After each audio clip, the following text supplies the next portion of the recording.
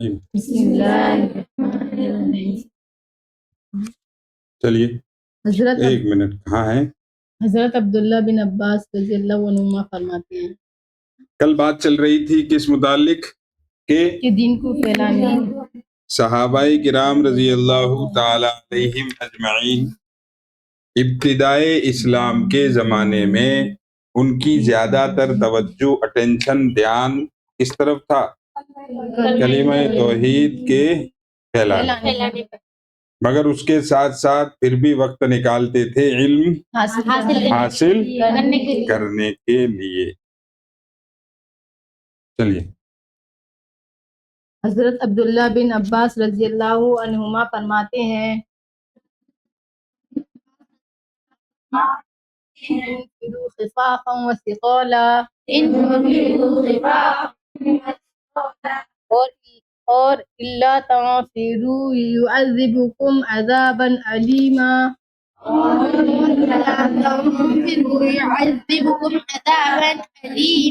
سے جو عموم معلوم ہوتا ہے۔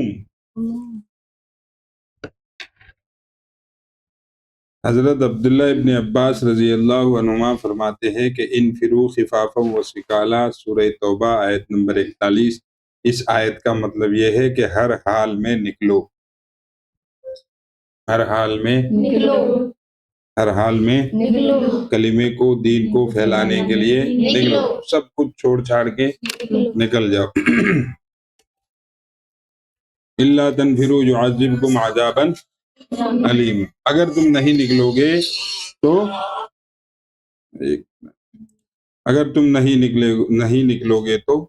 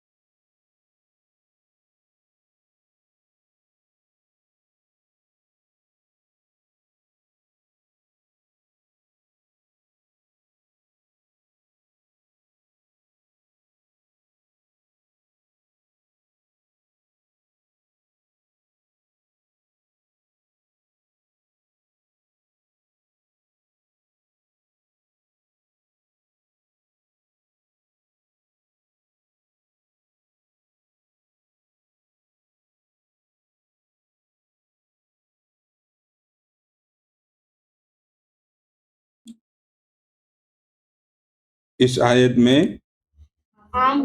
آیت نمبر 41 سورہ توبہ میں اللہ تعالیٰ فرماتے ہیں کہ ہر حال میں نکلو۔ اس آیت سے یہ پتہ چلتا ہے کہ دین کی اشاعت ہی کام ہے اور کچھ ہے ہی نہیں۔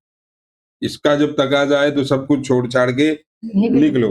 پھر اسی آیت کا اگلا ٹکڑا ہے الا تنفروا يعذبكم عذابا علیم، اگر نہیں نکلو گے تو اللہ تمہیں عذاب دے گا دردناک۔ اس آیت سے جو عموم معلوم ہوتا ہے، یعنی عام طور پر جو سمجھ میں آتا ہے کہ دین کی اشاعت ہی اصل ہے، دین کی اشاعت کے لیے نکلنا ہی نکلنا ہے ہر حال میں۔ یہ بات آیت نمبر 41 سے یہ سمجھ میں آ رہا ہے کیا کہ اشاعت دین یعنی دین کے پھیلانے کے لیے ہر حال میں نکلنا ہی ضروری ہے، نکلنا ہے، کوئی بہانہ قابل قبول نہیں ہے۔ تو یہ سمجھ میں آیا کہ اشاعت دین کے لیے خروج یعنی نکلنا ہی اصل دین کا کام ہے۔ اس آیت سے یہ سمجھ میں آ رہا ہے۔ سورہ توبہ آیت نمبر 41 سے یہ سمجھ میں آ رہا ہے، جس میں اللہ فرماتے انفروا خفافا وثقالا، ہر حال میں نکلو، ہلکے ہو یا بھاری، یعنی ہر حال میں نکلو۔ اگر نہیں نکلو گے الا تنفروا يعذبكم عذابا علیم، اگر نہیں نکلو گے تو اللہ تمہیں دردناک عذاب دے گا۔ اس آیت سے جو یہ بات سمجھ میں آ رہی تھی کہ اشاعت دین کے لیے خروج یعنی نکلنا لازم ہے، یہی اصل ہے، یہ بات اس اگلی آیت سے وما كان المؤمنون لينفروا كافة جو کل پڑھ کے آیا، جو کل پڑھ کے آئے سورہ توبہ آیت نمبر 122. اور جو ابھی بات بتا رہے انفروا خفافا وثقالا، یہ آیت نمبر 141 نہیں، صرف 41. اس سے یہ سمجھ میں آ رہا ہے کہ اشاعت دین کے لیے خروج ہی اصل ہے. خروج یعنی نکلنا، دین کو پھیلانے کے لیے گھر سے نکلنا ہی اصل کام ہے. یہ آیت نمبر 41 سے سمجھ میں آ رہا ہے. لیکن اگلی آیت نمبر 122 سورہ توبہ آیت نمبر 122 سے اس پچھلی آیت پر مطلب نیا حکم اللہ تعالیٰ دے رہے ہیں کہ کیا دے رہے ہیں کہ اگر تم نہیں نکلو گے تو دردناک عذاب ہوگا. وما كان المؤمنون لينفروا كافة نے منسوخ کر دیا، یعنی اشاعت دین کے لیے نکلنا ہی دین کا کام ہے. یہ پہلا حکم تھا. پہلا حکم یہ تھا کہ اشاعت دین کے لیے نکلنا ہی اصل دین کی خدمت ہے، اصل دین کا کام ہے. یہ حکم کینسل ہو گیا، اس کو بدل دیا گیا. پچھلا حکم کینسل کر کے اللہ نے نیا حکم دیا. آیت نمبر 41 میں یہ حکم ہے سورہ توبہ کہ ہر حال میں نکلو. یہ حکم وہ حکم اس نئے حکم سے یعنی آیت نمبر 122 میں جو اللہ کہہ رہے ہیں کہ سب مت نکلو بلکہ تھوڑے سے نکلو اور زیادہ یہاں دھیان. یہ آیت جو ہم نے کل پڑھی تھی. صحابہ کرام رضی اللہ عنہم کو حق تعالی شأنہ نے کیا عطا فرمائی تھی؟ جامعیت نہیں، جامعیت،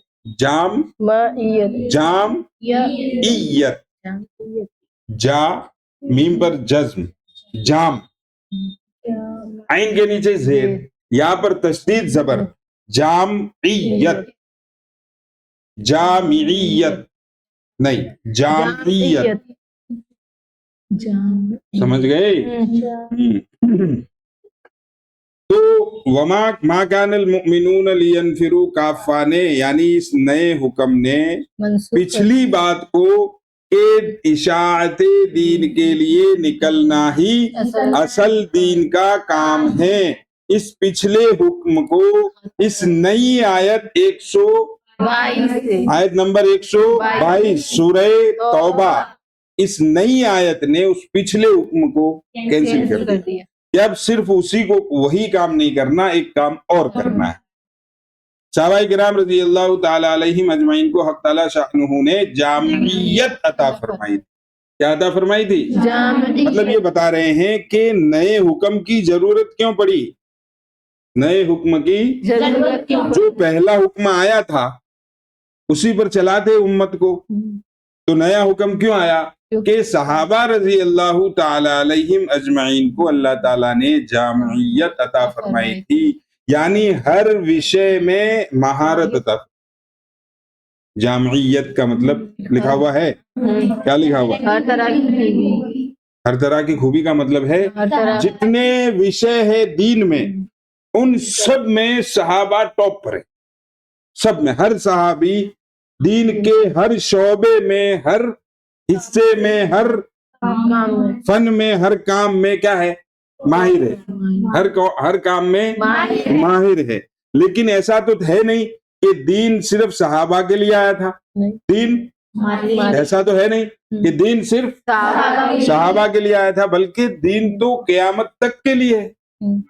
دین تو قیامت تک کے لیے ہے. تو جو خوبیاں صحابہ میں تھی، اسپیشلائزیشن، پی ایچ ڈی کرنا کسی سبجیکٹ میں، کسی فن میں، کسی چیز میں، اس کی ایک ایک باریکی کو پڑھ لینا، اسے کہتے ہیں پی ایچ ڈی کرنا. اس میں ماہر ہو جانا. وہ خوبیاں صحابہ میں تھی، ہر صحابی میں تھی. تو ان کے لیے وہ حکم پرانا والا حکم صحیح تھا. لیکن آگے امت میں جیسے کہ آج تک صحابہ کے بعد تابعین کا زمانہ، پھر تبع تابعین کا زمانہ، پھر اسلاف کا زمانہ، پھر اکابر کا زمانہ، اور آج ہم جیسا ایرے گیرے نتھو گیرے آگے جا کے بدھو ٹھہروں کا زمانہ ہے. تو ہر چیز میں ہم میں سے ہر مسلمان دین کے ہر شعبے میں ماہر بننا چاہے، کامل بننا چاہے، تو یہ مشکل نہیں، ناممکن. کیا ہے؟ ناممکن ہے. تو اس بات کو سامنے رکھ کر کے آگے ایسی امت آئے گی جس میں یہ خوبیاں نہیں ہوں گی، جو خوبیاں صحابہ میں تھی کہ ہر چیز میں انہیں مہارت حاصل تھی، اور وہ ان کے لیے بہت آسان تھا کیونکہ اس چیز کے اس کیٹیگری کے وہ لوگ تھے. میں نے کچھ دن پہلے فضائل اعمال کے سبق میں، تو شاید مجھے یاد نہیں آ رہا ہے کہ اس کبھی کہا ہو، پچھلی والی کتاب حیات المسلمین میں شاید میں نے کہا تھا، کبھی بھی کہا ہو، کہ میں نے کہا تھا کہ صحابہ جیسے لوگ نہ آج سے پہلا پیدا ہوئے نہ قیامت تک پیدا ہوں. یاد آ رہا ہے کہا تھا؟ اچھا، اسی میں کہا تھا. تو وہ جن خوبیوں کے مالک تھے، جن خوبیوں کے مالک تھے، وہ خوبیاں آگے امت میں نہیں ہونی تھی. تو اللہ تعالیٰ کو اس بات کا کیا تھا؟ علم تھا. اس بات کی کیا تھی؟ جانکاری تھی. تو اللہ تعالیٰ نے ہماری رعایت کرتے ہوئے کہ آگے والوں کے لیے کام آسان ہو جائے، آگے والوں کے لیے کام آسان ہو جائے، تو اللہ تعالیٰ نے اپنے پچھلے حکم کو، جس میں یہ کہا گیا تھا کہ اشاعت دین یعنی دین کو پھیلانے کے لیے نکلنا ہی اصل کام. بھئی آیت کا خلاصہ تو یہی سامنے آ رہا ہے کہ ہر حال میں نکلو. انفروا خفافا وثقالا، سورہ توبہ آیت نمبر 41. سورہ توبہ آیت نمبر 41 میں اللہ کہہ رہے ہیں کہ ہر حال میں نکلو، ہلکے ہو یا بھاری، یعنی فری ہو یا مشغول، ہر حال میں نکلو، بیمار ہو یا صحیح تندرست، ہر حال میں نکلو. کام ہے یا نہیں ہے، گھر پہ کوئی مسئلہ ہے یا نہیں ہے، گھر پہ کیسی مجبوری ہے یا نہیں ہے، ہر حال میں نکلو. اس آیت سے یہ سمجھ میں آ رہا تھا کہ اشاعت دین یعنی کلمہ توحید کو پھیلانے کے لیے نکلنا ہی اصل دین کا کام ہے. یہ حکم تھا. پھر جب دھیرے دھیرے اسلام کا دائرہ بڑھتا چلا گیا، اسلام پھیلتا چلا گیا، لوگ اور باہر کے لوگ بھی مسلمان ہونے لگے، عرب کے ایریے سے باہر بھی اسلام کی خوشبو پہنچنے لگی، اور ظاہر سی بات ہے پہنچنے والی تھی، کیونکہ نبی پاک صلی اللہ علیہ وسلم صرف مکے مدینے کے نبی نہیں تھے، بلکہ پوری امت کے، قیامت تک کے نبی، انسانوں جنات کے نبی، ساری دنیا کے نبی. ساری دنیا سے مطلب یہ دنیا جو ہے نا، اس کی نہیں کہہ رہا ہوں، یہ دنیا بھی، موت کے بعد کی دنیا بھی، قبر کی دنیا بھی، قیامت کی دنیا بھی، وہ مستقل دنیا ہے. دیکھیے قرآن شروع ہوتا ہے الحمدللہ رب العالمین، الحمدللہ رب العالمین، تمام تعریفیں اس اللہ کے لیے ہیں جو تمام جہان کا یا جہانوں کا، جہان ایک دنیا، جہانوں کئی ساری دنیا، تو یہی ایک دنیا نہیں ہے، اور بھی دنیا ہے. تو ہمارے نبی صلی اللہ علیہ وسلم ہر جہان کے نبی ہے، ہر مالک اللہ ہے، ہر جہان کے نبی ہے. تو اور پھر قیامت تک کے لیے نبی ہیں. تو کام آگے بھی جانا تھا، تو ان خوبیوں کے ساتھ، جن خوبیوں کے ساتھ صحابہ تھے، ان خوبیوں کا ہونا آگے ضروری نہیں تھا. اس لیے اللہ تعالیٰ نے پچھلے حکم کو، جس میں کہا گیا، پھر بار بار اس بات کو اس لیے کہہ رہا ہوں کہ اس پر بہت غلط فہمی آج بھی ہے، اس پر غلط فہمی آج بھی ہے. کئی لوگ، ایک آدھ نہیں ہے، کئی لوگ ایسے ہیں جو یوں سمجھتے ہیں کہ دین پھیلانے کے لیے نکلنا ہی اصل دین کا کام ہے. پڑھنا پڑھانا، قرآن کی تلاوت کرنا، ذکر کرنا، عبادت کرنا، نماز پڑھنا، قرآن پڑھنا، خانقاہ میں جانا، پھر پیر سے مرید ہو کر ان کی صحبت میں رہ کر اپنے آپ کو سنوارنا، سدھارنا، اپنی اصلاح کے لیے کسی اللہ والے کے پاس جانا، انہیں دین کا کام سمجھتے ہیں. ہم یہاں رنڈی گانا نچا رکھا ہے. یہ ہم دین کا کام نہیں ہو رہا ہے پڑھنا پڑھانا.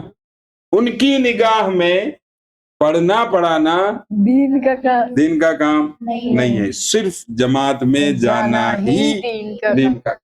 ہم کہتے ہیں نہیں، ہم ہی والے نہیں ہیں، اس معاملے میں ہم بھی والے ہیں کہ جماعت میں جانا بھی دین کا کام ہے، پڑھنا پڑھانا بھی دین کا کام، خانقاہ میں جانا بھی دین کا کام. خانقاہ مطلب اپنی اصلاح، اپنے سدھارنے کے لیے کسی اللہ والے کی صحبت اختیار کر لینا، جسے آپ پڑھ کے آئے حیات المسلمین میں. تو اسی لیے بار بار اس پر زور دے رہا ہوں کہ یہ تھا پرانا حکم کہ ہر حال میں نکلو. آیت نمبر 41 سورہ توبہ. یہ وہی صورت ہے جس صورت میں آپ پہنچے تھے تو میں نے کہا تھا بسم اللہ نہیں پڑھنا، یاد ہے؟ یہ کیا ہوگا ہمیں، کیا مطلب؟ اس صورت کی ابتدا میں بسم اللہ نہیں ہے اور نہ وہاں بسم اللہ پڑھنا ہے، اس لیے کہ صورت کی ابتدا اللہ کے غصے سے ہو رہی ہے، اور بسم اللہ الرحمن الرحیم میں اللہ کی رحمت کا بیان ہے، اللہ کی محبت کا بیان ہے. تو دونوں چیزیں ایک ساتھ نہیں ہو سکتی. مجھے ہی لگ رہی ہے، تمہیں بھی لگ رہی ہے. تو وہ پچھلا حکم تھا کہ ہر حال میں نکلو، اور وہ اس زمانے کے لیے صحیح تھا.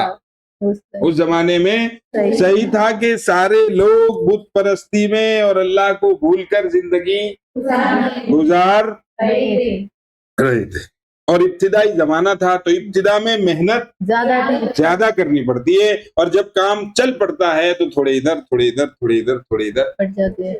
اس کو میں مثال سے سمجھاتا ہوں کہ جب کوئی اسکول نیا نیا کھلتا ہے تو وہی پرنسپل، وہی ہیڈ ماسٹر اور وہی ٹیچر، وہی اس کے ایڈورٹائز کر رہا ہے، وہی اس میں پڑھا رہا ہے، وہی اس بچوں کے لیے ادھر ادھر بھاگ رہا ہے، ہر کام ایک ہی بندہ کرتا ہے. لیکن جب وہ اسکول کا چرچا ہو جاتا ہے اور اسکول لوگوں کی نگاہ میں مقبول بننے لگتا ہے، اس کی شہرت ہو جاتی ہے، تو پھر اس سے لوگ جڑنے لگتے ہیں، داخلے زیادہ ہونے لگتے ہیں، تو پھر ایک پرنسپل کی ضرورت پڑتی ہے، ایک ہیڈ ماسٹر کی ضرورت پڑتی ہے کہ نہیں؟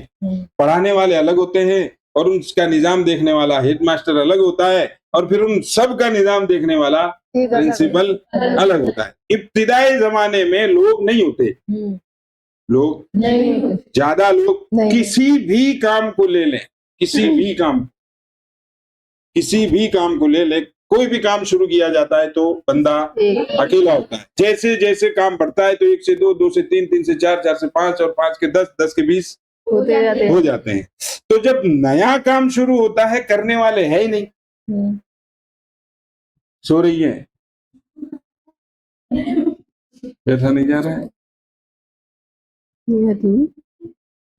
جب کام شروع میں ہوتا ہے تو وہی لوگ ہوتے ہیں 2-4 گنتی کے، تو سارے کام انہی کو کرنے، سارے کام انہی کو کرنے. جب عملہ یعنی کارکن لوگ بڑھتے چلے جاتے ہیں تو پھر کام بانٹ دیا جاتا ہے کہ بھئی یہ شعبہ آپ سنبھالیں، یہ شعبہ آپ سنبھالیں، یہ شعبہ آپ سنبھالیں، یہ کام آپ کریں، یہ کام آپ کریں، یہ کام آپ. لیکن جب شروع ماحول ہوتا ہے تو ایک ہی کام سارے کام ایک ہی بندہ کرتا ہے. یا وہ جو شروع میں 2-3 جنے ہوتے ہیں جنہوں نے کام شروع، وہ سارے کام وہی کرتے ہیں. لیکن جب کام بڑھ جاتا ہے، پھیل جاتا ہے، تو پھر کیا ہوتا ہے؟ کام بانٹ دیا جاتا ہے. تو ابتدائے اسلام، اب اتنی سی کامن سی بات جو ہر چھوٹا بچہ بھی سمجھتا ہے، بڑے بوڑھے نہیں سمجھتا کہ نہیں صاحب اصل تو وہی ہے. ارے نہیں بھائی، قرآن کا یہ بھی حکم ہے کہ نہیں ہم نہیں مانتے، آپ اسی میں مانتے. تو آیت نمبر 41 میں جو اللہ تعالیٰ نے حکم دیا ہے، جس کا خلاصہ یہ ہے کہ ہر حال میں نکلنا ہے، اس حکم کو آیت نمبر 122 سورہ توبہ کے ذریعے سے کینسل کرنا کہ اب سارے کام آپ اکیلے نہیں کریں گے، اب کاموں کو بانٹ دیا جائے. چلیے هو اللہ نیا لائی، یہ ڈراموں کا اثر ہے، ڈراموں کا. هو اللہ صحیح کہہ رہا ہوں. اچھا چلو اچھی بات ہے، پڑھو پڑھو پڑھو پڑھو. صحابہ اکرام رضی اللہ عنہم کو حق تعالی ایک شان ہی بات میں پونے 6 ہو گئے. چلو صحابہ اکرام رضی اللہ عنہم کو حق تعالی شان نے جامعیت عطا فرمائی تھی.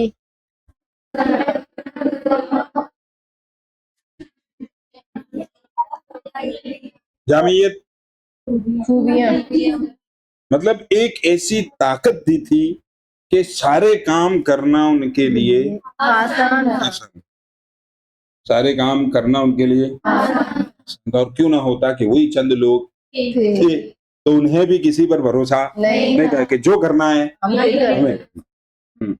اور اس وقت کے لیے یہ چیز نہایت ہی ضروری تھی کہ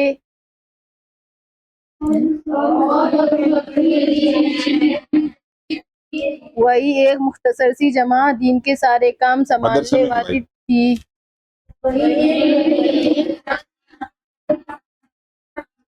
مگر تابعین کے زمانے میں جب اسلام پھیل گیا اور مسلمانوں کی بڑی جماعت اور جامعیت ہو گئی، نیز صحابہ اکرام رضی اللہ عنہم جیسی جامعیت بھی باقی نہ رہی.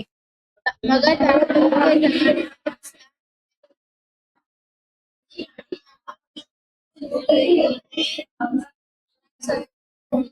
بڑی جماعت اور جمعیت ہو گئی، یعنی بڑا گروہ ہو گیا، بہت سے لوگ ہو گئے. تو ہر شعبہ دین کے لیے پوری تو ہر شعبہ دین کے لیے پوری توجہ سے کام کرنے والے اللہ تعالیٰ نے پیدا کیا. یہاں تک بات میں ابھی جو بول رہا تھا، یہاں تک کا خلاصہ ابھی 5-10 منٹ بلکہ 15-20 منٹ میں بولتا رہا، وہ یہاں تک کا خلاصہ ہے. محدثین کی محدثین کہتے ہیں وہ لوگ جو حدیث کے ماہر ہوں، وہ لوگ جو محدثین جمع ہے محدث کی، حدیث کی نہیں، محدث کی.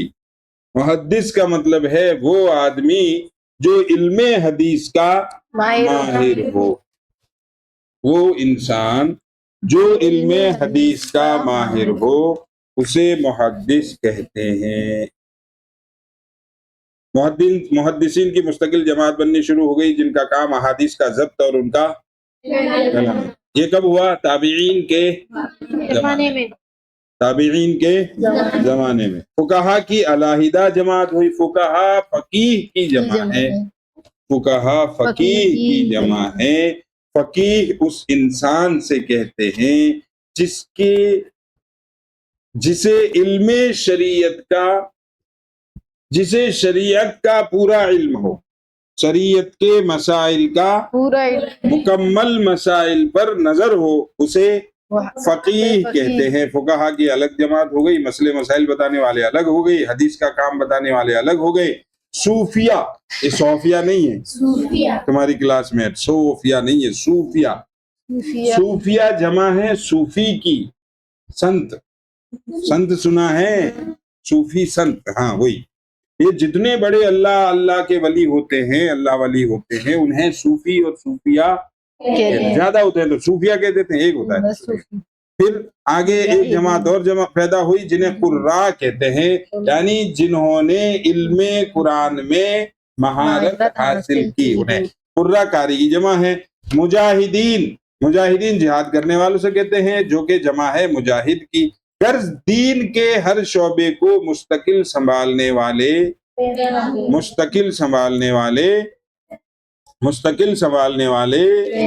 پیدا ہوئے.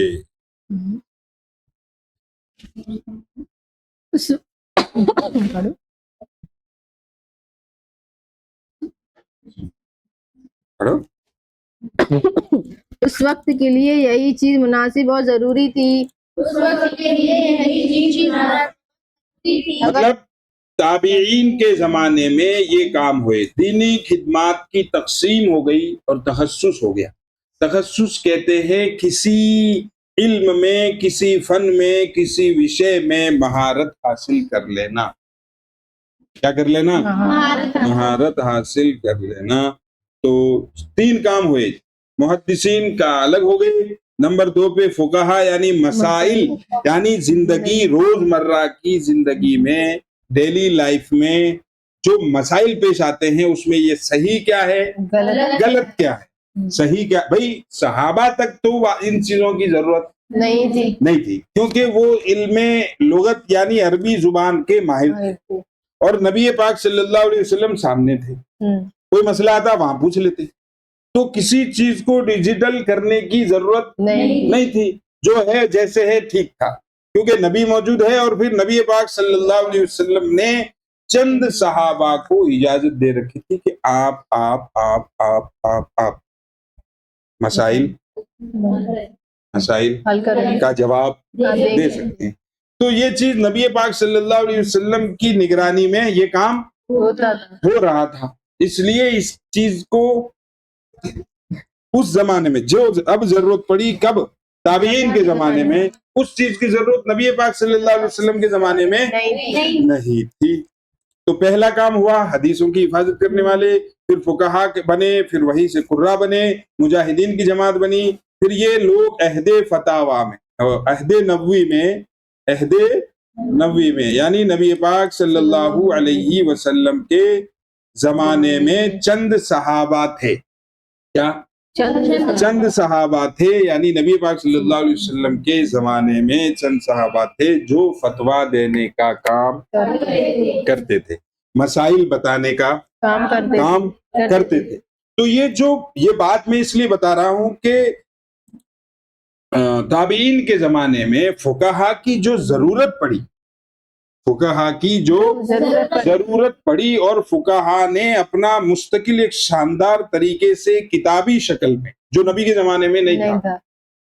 ہاں، کتابی شکل میں نہیں تھا، زبانی شکل میں تھا. کوئی ضرورت پڑی پوچھ لیا ان صحابہ سے جن کے نام ابھی ڈسپلے پر ہے، آپ جا کے دیکھ لیں. پورا ایک ڈیزائن سا بنا ہوا ہے. عہد نبوی میں فتویٰ دینے والے یہ سارے صحابہ تھے.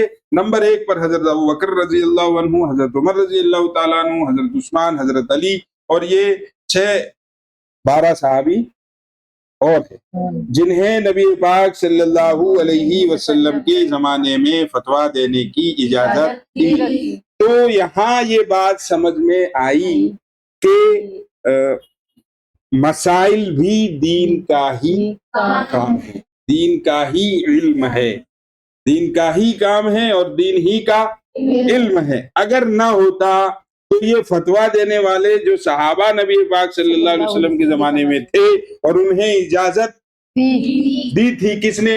نبی نے. اگر مسائل کی جانکاری اور اس کو سیکھنا سکھانا دین کا علم نہ ہوتا تو نبی پاک صلی اللہ علیہ وسلم ان لوگوں کو اجازت نہ دیتے کہ صاحب یہ تو میرا کام ہے، میں نبی ہوں، میں اس کا ذمہ دار ہوں، یہ میں ہی کروں گا. جبکہ ایسا نہیں. پھر آگے ضرورت ہوئی وقت کے تقاضے کے ساتھ. چلے پڑھیے. اگر یہ صورت نہ ہوتی تو ہر شعبہ میں کمال اور ترقی دشوار تھی. اگر یہ صورت نہ ہوتی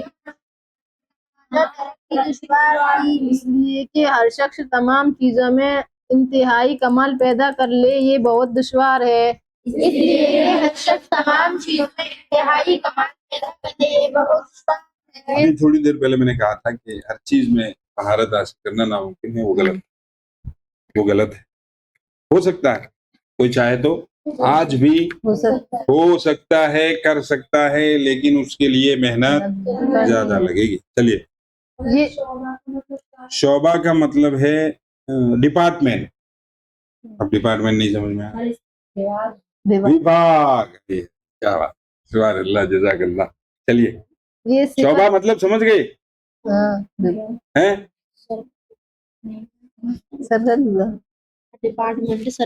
ڈپارٹمنٹ، وبھاگ، وشے ٹھیک ہے، حصہ بھی ٹھیک ہے، لیکن صحیح ترجمہ اس کا جو ہو رہا ہے وبھاگ. سرکاری کام کئی ہوتے ہیں، پھر اس میں الگ الگ ڈپارٹمنٹ بنائے جاتے ہیں، یہ پانی کا، یہ بجلی کا، یہ ووٹ کا، یہ کاٹنے کا، یہ بنانے کا. کچہری میں چلے جاؤ تو الگ الگ ڈپارٹمنٹ، کچہری میں چلے جاؤ تو الگ الگ ڈپارٹمنٹ ہے. پینسل پھینکنے کا ڈپارٹمنٹ. تو ڈپارٹمنٹ ہی کو شعبہ کہتے ہیں. چلیے، یہ صفت حق تعالی شانہ نے صفت یعنی خوبی. چلیے، یہ کمال کی چیز حق تعالی شانہ نے انبیاء علیہ الصلوۃ والسلام بالخصوص یعنی خاص طور پر سید الانبیاء تمام نبیوں کے سردار علیہ افضل الصلوۃ والسلام ہی کو عطا فرمائی تھی. کیا ہر چیز میں کمال حاصل ہو، یہ خوبی صرف ہمارے نبی صلی اللہ علیہ وسلم کی تھی. حضرت جبرائیل علیہ الصلوۃ والسلام نے ہمارے نبی پاک صلی اللہ علیہ وسلم سے چند باتیں کی، جس میں حضرت جبرائیل علیہ الصلوۃ والسلام ہمارے نبی پاک صلی اللہ علیہ وسلم کو ان کی وہ بتا رہے ہیں کہ آپ ہیں کیسے، آپ ہیں کیسے. تو اس میں فرما حضرت جبرائیل علیہ السلام نے جو باتیں کہی اس کو شاعر نے اپنے انداز میں کہا ہے کہ آفاقہا گردی دام مہر بتا ورزی دام بسیار خوباتی دام لیکن تو چیزیں دیگری. یعنی کہ میں نے دنیا دیکھی ہے، میں نے دنیا دیکھی ہے، میں نے دنیا دیکھی ہے، لیکن جو کمالات، جو خوبیاں، جو اچھائیاں آپ میں ہیں وہ کہیں نہیں دیکھی. میں نے آدم علیہ الصلوۃ والسلام سے لے کر سیکنڈ لاسٹ نبی حضرت عیسیٰ علیہ السلام تک کئی نبیوں کو دیکھا، کئی نبیوں کو دیکھا، مگر آپ جیسا وہ خوبیاں جو آپ میں ہیں ان سب میں بھی نہیں تھی. کون کہہ رہا ہے؟ حضرت جبرائیل علیہ الصلوۃ والسلام ہمارے نبی صلی اللہ علیہ وسلم سے کہہ رہے ہیں. چلیے، اس لیے اس باب میں صحابہ اکرام رضی اللہ عنہ کے علاوہ اور دیگر حضرات کے واقعات بھی ذکر کیے جائیں گے.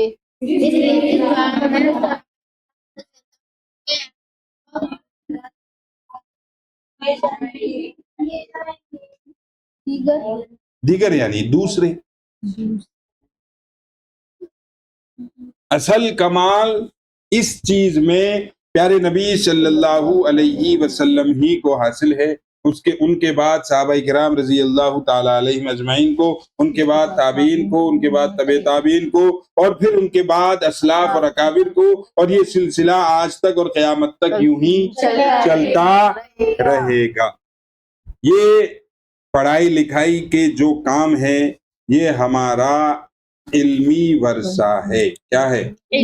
علمی ورثہ یعنی میراث میں ملی ہوئی چیز، جسے بڑی محنت اور مشقت سے اللہ تعالیٰ نے ہم تک پہنچایا. اب ہماری ذمہ داری یہ ہے کہ یہ جو 1450 سال کے بعد آج ہم دین کی بات بیٹھے بیٹھے کر رہے ہیں، اس کو سیکھ ساکھ کے آگے پہنچانا یہ ہماری ذمہ داری ہے، یہ ہماری ذمہ داری ہے. پیارے نبی صلی اللہ تعالی علیہ وسلم نے حج کے موقع پر لمبا خطبہ دیا، بیان دیا، بھاشن دیا، اور اس کے الفاظ اس میں ایک تھے الا بلغوا عنی. آپ کو یاد ہے 40 حدیث، اس میں ایک حدیث یاد کرا رکھی ہے بلغوا عنی، کہ جس نے مجھ سے آج تک جو سیکھا ہے، زیادہ نہیں سیکھا، صرف ایک بات سیکھی ہے، تو اس پر فرض ہے کہ وہ دوسروں تک وہ جو سیکھ رکھا ہے اسے دوسروں تک پہنچائے. تو وہ بات صرف صحابہ کے لیے نہیں تھی، ہمارے لیے بھی ہے. اس لیے یہاں سیکھو، گھر جا کے سکھا دو.